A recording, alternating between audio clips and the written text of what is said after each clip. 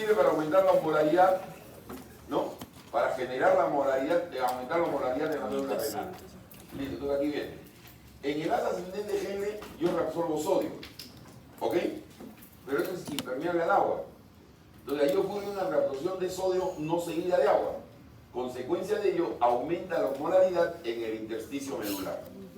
¿No es cierto? Y entonces, se reabsorbe sodio no seguido de agua, 25%. Al absorberse el sodio, aumenta la osmolaridad en el intersticio y queda hiposmolar el túbulo. Por eso llega así al túbulo contorneado distal. Al no reabsorberse el agua, permanece el desequilibrio. O sea, al pasar el agua por el líquido tubular, por el túbulo contorneado distal, está hiposmolar. Y se va hiposmolar por el túbulo colector. ¿Y qué tiene al frente? La médula que está como. O sea, se produce una gradiente osmolar. ¿No es cierto? Listo. La osmolaridad se genera en el asa ascendente de Henle. Y entonces, ¿cómo se reabsorbe ese sodio en la rama ascendente de Henle? Lo que ya hemos estudiado. Con esta bomba. Con esa bomba de sodio, potasio y cloro. ¿Ok? Y entonces, y el sodio y el cloro y el potasio, bueno, ya tienen su manejo allí. Cuando lleguen a Pharma, todos ustedes seguramente tienen algún familiar que toma diurético porque tiene la presión alta. ¿Ok? Le toma hidroclorotiazida o toma furosemida, el Lasix. ¿Y cuál es la razón de ello? Hacerme orinar más. ¿Y cómo me hacen orinar más? Voy a orinar más sodio. Entonces me bloquean este transporte me bloquea. ¿Ok? Al hacerme el bloqueo del transporte, ¿qué estoy evitando? Que no haya mucha gradiente osmolar. Y entonces yo no voy a reabsorber mucha agua y voy a orinar más. ¿Están? Seguimos.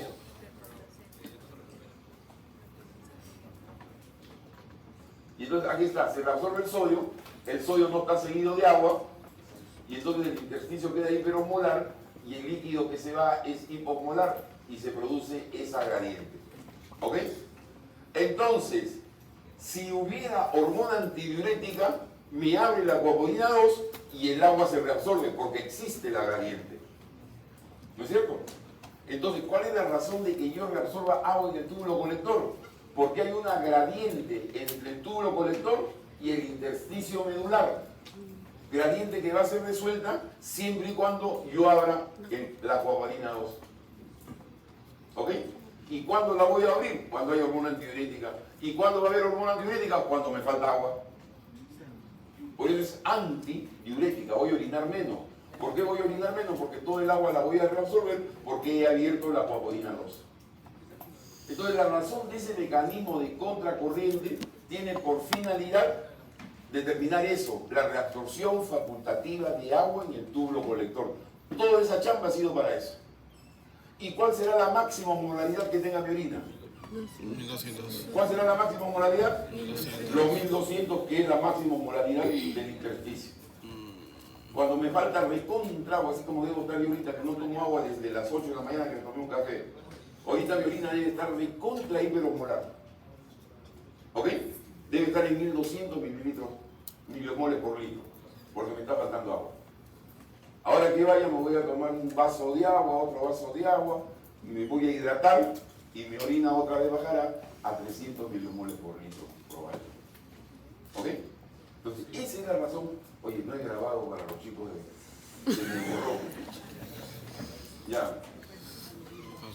Entonces, voy a repetir toda esta parte para que los chiclayanos no se la pierdan. ¿No? No, rapidito la voy a repetir. O ustedes van a repetirla, ustedes van a leer la lámina. ¿Vale? A ver, a ver.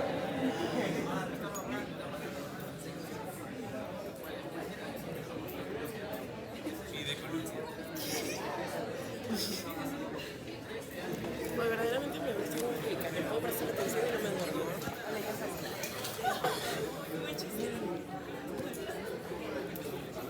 Ya, regresa. Ya, regresa la lámina con los demás. Ahí.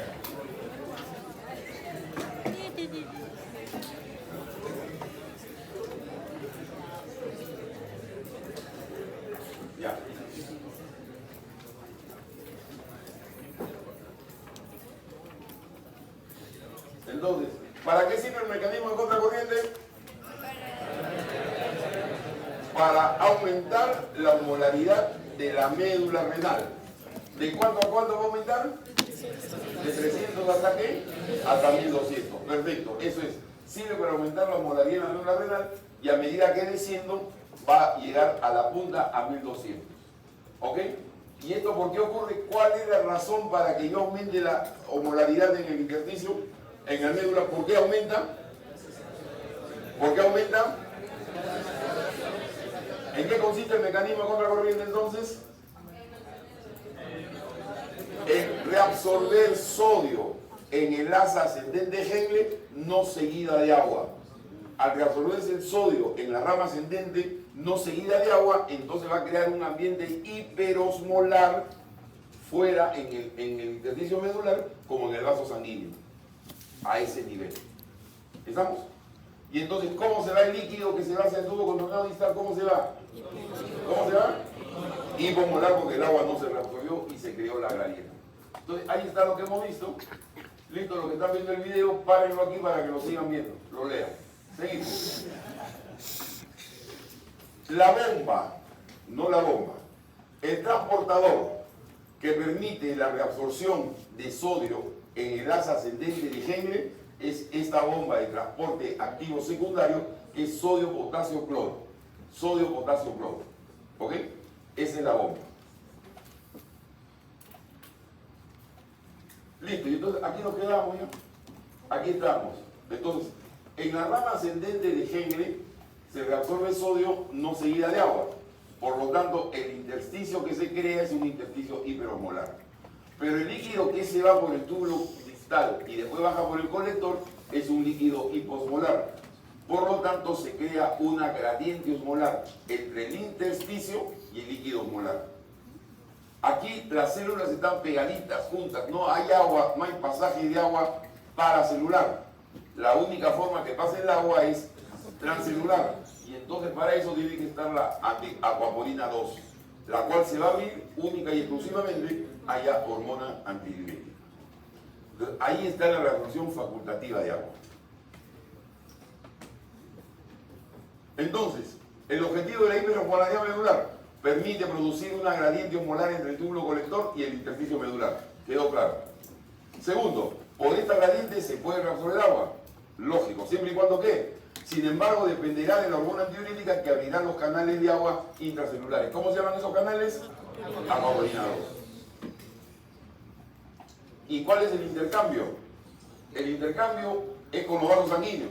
¿Cómo se llaman esos vasos sanguíneos de ese nivel? Se llaman vasos rectos. ¿Y cuál es la particularidad?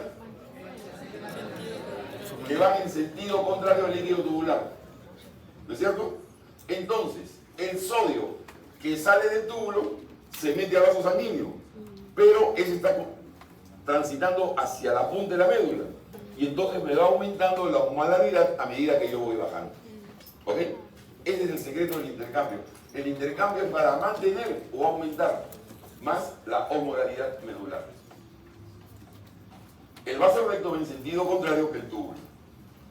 Por lo tanto, no lava, mantiene y aumenta la hiperosmolaridad. Porque si fueran en el mismo sentido, el sodio que salió se lo lleva. ¿No es cierto? Ya no habría hiperosmolaridad. ¿Estamos? Si fueran en el mismo sentido, el sodio que sale, se va. Aquí no, sodio que sale, baja. Y por lo tanto se hace más hiperosmolar. Y ahí está. ¿No? A medida que yo voy bajando, va aumentando la osmolaridad en el intersticio en 400, 700, 1200. Ahora, ¿qué ocurre en la rama descendente de Henle? Entonces, vamos pensando, ¿ya? Vamos pensando en voz alta. Vamos pensando. A medida que baja la rama ascendente, la rama descendente, a medida que baja, ¿qué va pasando con su osmolaridad? ¿Aumenta o baja? Aumenta. Va aumentando. Y entonces, ¿qué es lo que tiene que pasar para que vaya aumentando? Que vaya saliendo agua o vaya entrando soluto, sodio en este caso. Eso es lo que ve acá. El agua sale, ¿no? Y en su lugar puede estar entrando el sodio o la urea. El sodio o la urea.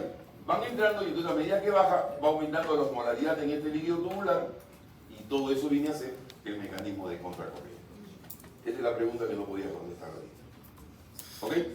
O sea, nada más que pensando con el pensamiento. Si yo quiero, ¿qué pasa con la rama que baja? Ah, la rama que baja va aumentando su molaridad. Entonces, ¿cómo hago para que aumente su molaridad? Que el agua se salga y se meta el sodio o se meta la uña. Y me aumenta la molaridad. Se acabó, así de fácil.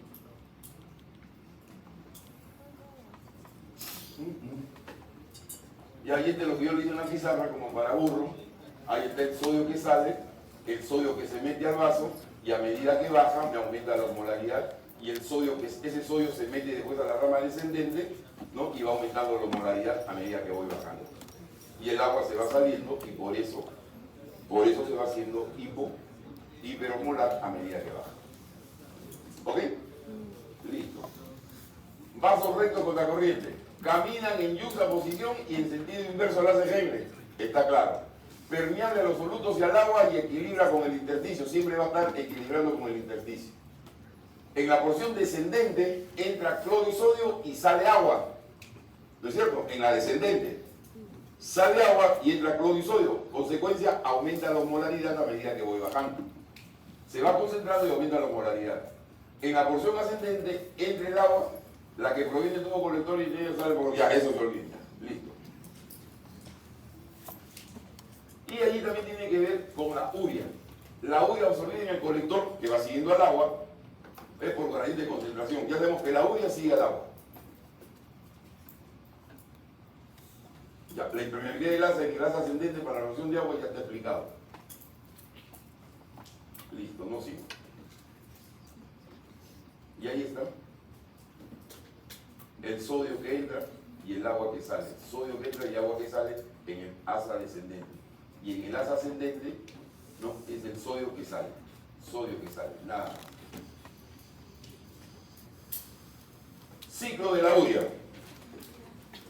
La urea también tiene importancia en el mantenimiento de la hiperosmolaridad medular. La urea. Mantenimiento de la hiperosmolaridad medular. La urea se transforma en el túbulo controlado proximal, ya lo vimos. ¿No es cierto? Transporte pasivo siguiendo el agua. Y en el túbulo colector siguiendo el agua. Perfecto. Y en el asa descendente aquí, más bien la urea se sale. ¿Ok? La urea se sale y lo que va a hacer es aumentarme la osmolaridad en la punta.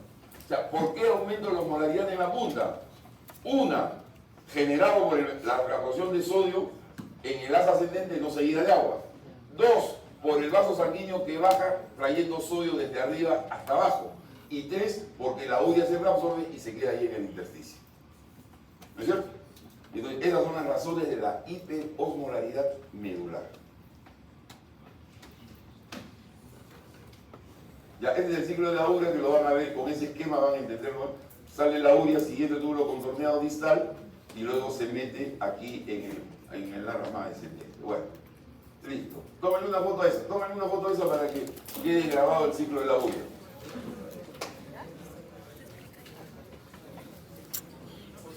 Y lo analicen ustedes en su casa con detalle. No sé si... ¿Te acuerdas que dije un 16, no? No sé, un 16 Pro Max en mi casa. No sé si usar, de cambiármelo como celular principal. Es que me traen si me roban el... ¿Qué hago? ¿Ya le tomaste foto? Sí, ya le tomé. Igual lo está grabando. Seguimos. O sea, no te va a pasar. La hiperosmolaridad intersticial, entonces, ¿por qué es la hipermeabilidad del asa ascendente de la resorción de agua? Entendido. Dos, la urea absorbida en el colector por gradiente de concentración que se mete al intersticio. Entendido. El cloruro de sodio reabsorbido en el asa de Henle en las dos partes, en el asa ascendente fundamentalmente. Y cuarta razón, la contracorriente de los vasos cortos, que no diluyen, sino aumentan la concentración a medida que van bajando. ¿No es cierto? Ya sabemos por qué es la hiperosmolaridad en la médula.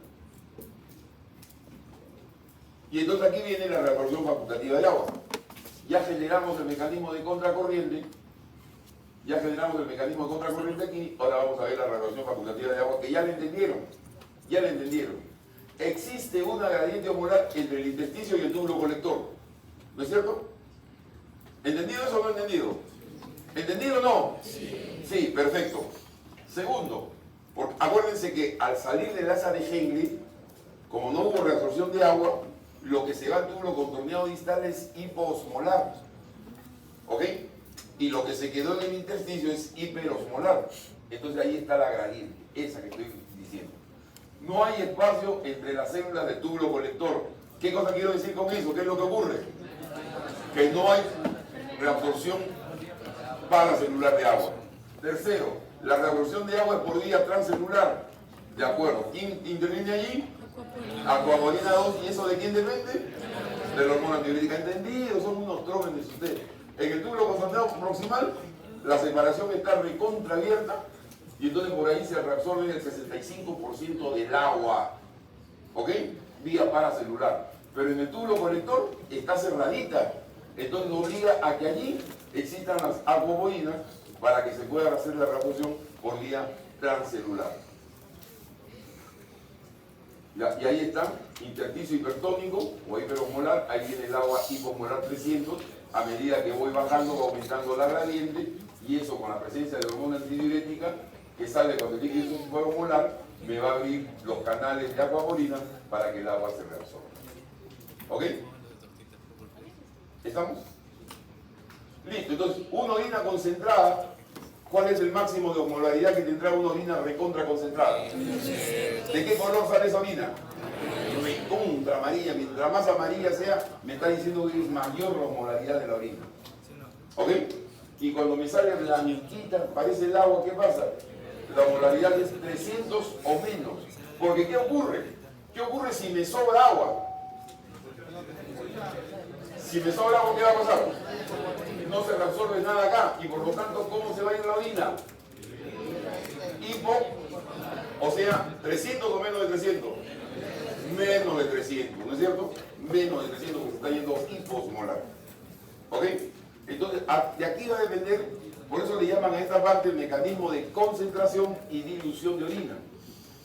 ¿Ok? A través del mecanismo de contracorriente, del intercambio de contracorriente, yo voy a tener la reabsorción facultativa de agua. Y con esa reabsorción facultativa de agua, yo voy a reabsorber el agua en función de mi necesidad, pudiéndome salir una orina recontra concentrada de 1200 o recontra diluida menos de 300 milimoles por litro, 200, 150 milimoles por litro, o sea, muy parecida al agua. Por eso sale blanquita, pues en invierno como orinan, blanquito porque le sobra agua. Y en verano como orinamos, recontra amarillo porque nos falta agua. ¿Por qué me falta agua en verano? Porque pierdo por evaporación. Y en invierno que no pierdo nada, todo lo elimino por la orina y la orina pues me sobra agua y me sale blanquita. ¿Cómo sale la orina el día sábado después de tomarse 4 chelas? ¡Ay! Dice. Ay, ay, ay. Vamos. Y aquí este mecanismo, cómo es que funciona la cobolina. Esta función de la cobolina es que la hormona antidiurética va a ser recibida por un receptor que se llama receptor B2. ¿Ok? Y el receptor B2 va a estimular al AMP cíclico, ¿no? A la desmilciclasa para que me forme el AMP cíclico. Y el AMP cíclico es el que va a estimular, el que va a abrir a la acuapolina 2. ¿Ok? Entonces, ¿qué estamos enseñando aquí? El mecanismo de acción de la hormona antidiurética. Es recibida por un B2, el cual estimula a la desmilciclasa, se va a formar el AMP cíclico y el AMP cíclico me va a abrir el acuapolina 2. ¿Ok? Ya lo vimos, está de más. Y aquí están los mismos esquemas de la acuapolina, en fin. Hay otras dos acuapolinas, la acuapolina 2 es para que entre y la acuapolina 3 y 4 es para que salga. ¿Ok? Esas no tienen nada que hacer, miren acá. Ahora sí, aquí este es el túbulo colector. El acuapolina 2 es para que entre el agua a la célula y va a salir fácilmente como en su casa por la acuapolina 3 y 4 porque esas no tienen nada que hacer con la hormona antidiurética. La hormona antidiurética es solamente con el acuapolina 2, nada más.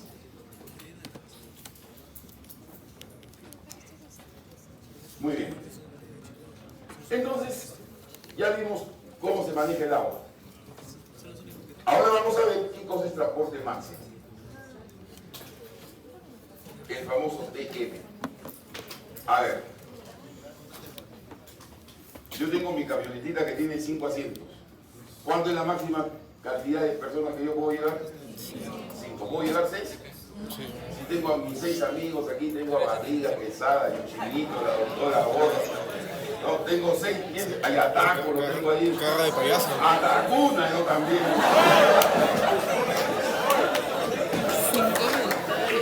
Entonces, si puedo llevar 5 y ellos son 6, hay alguien que se tiene que quedar.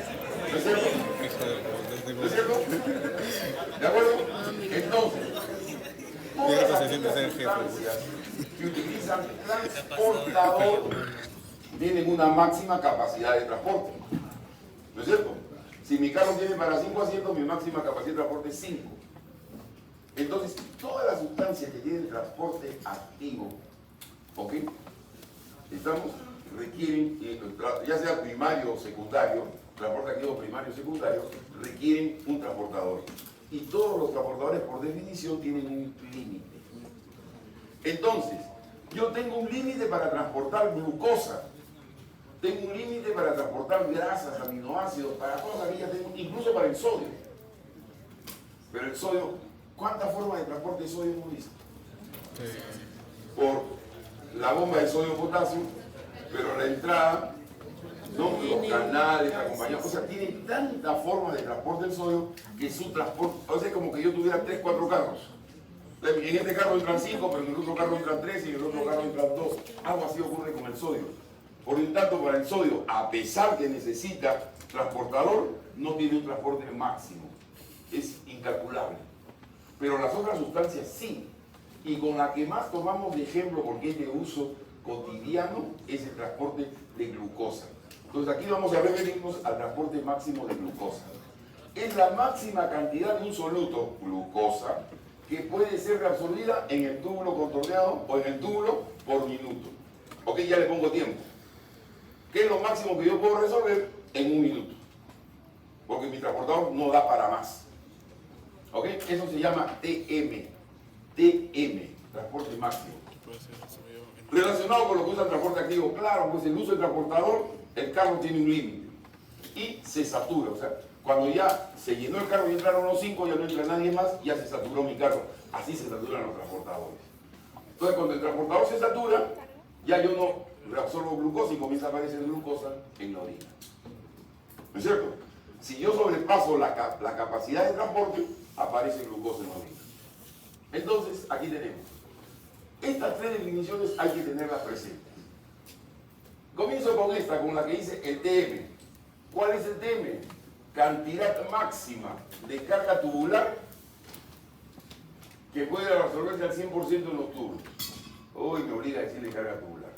Carga tubular ya lo definimos la clase pasada. Carga tubular es en valores absolutos por minuto. Si yo le digo tengo 100 miligramos, vamos a poner una cifra diferente para entenderlo.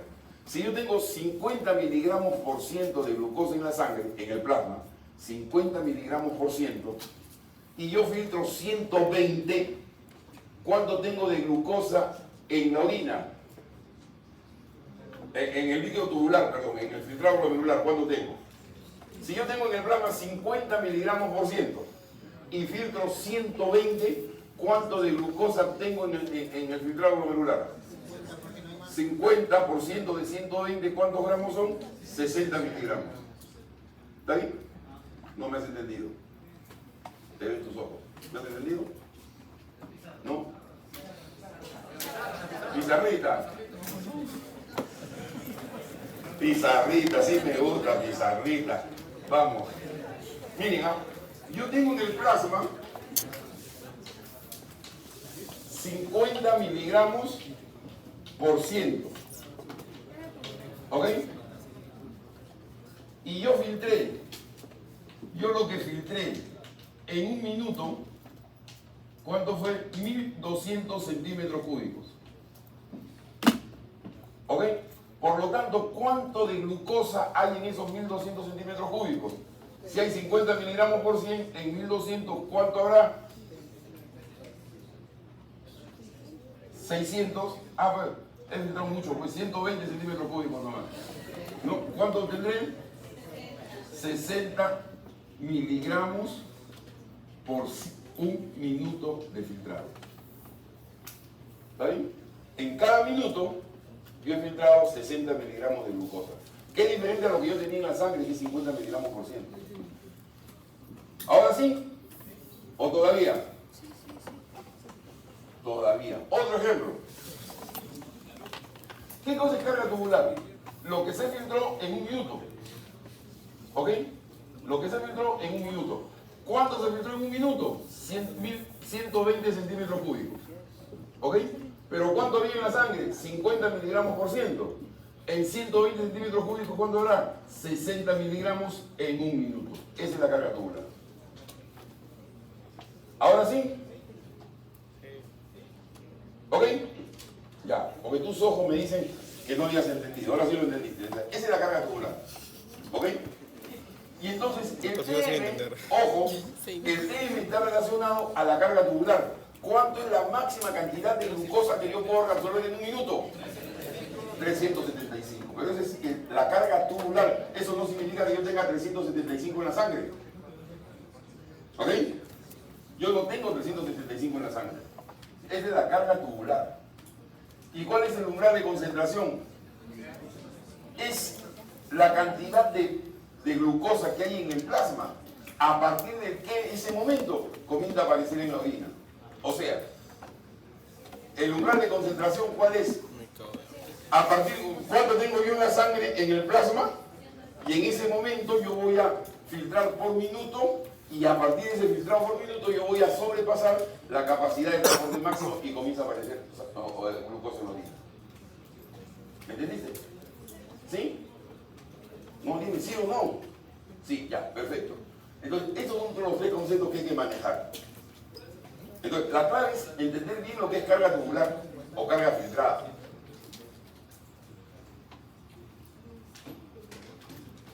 ¿Quiénes son los que tienen TM? Todos los que tienen transporte activo.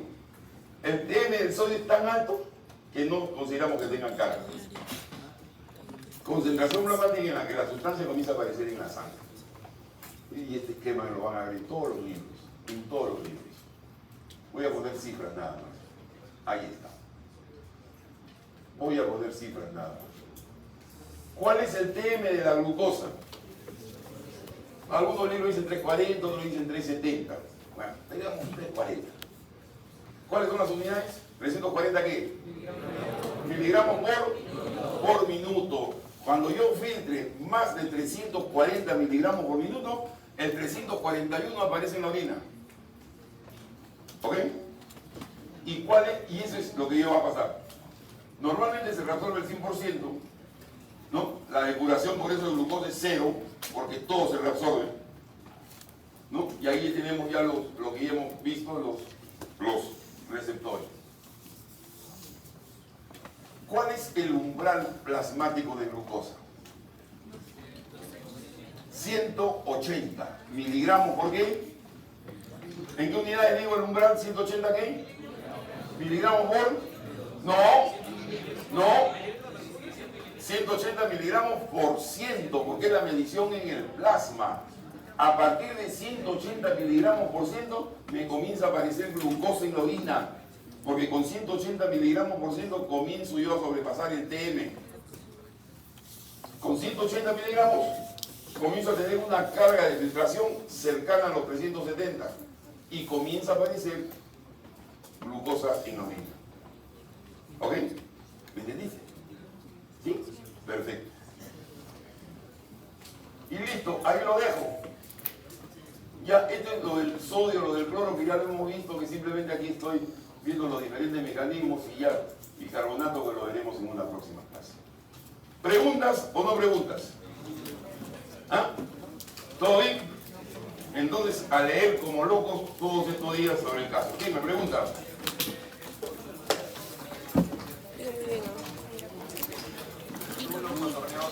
¿Era el medio disolvente para que el tónico o era la parte gruesa de la para que saben cuántas de las dos eran la reacción?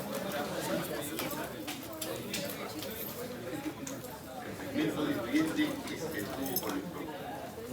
El diluyente, el que diluye es la rama ascendente de la semilla, la rama gruesa. La rama gruesa.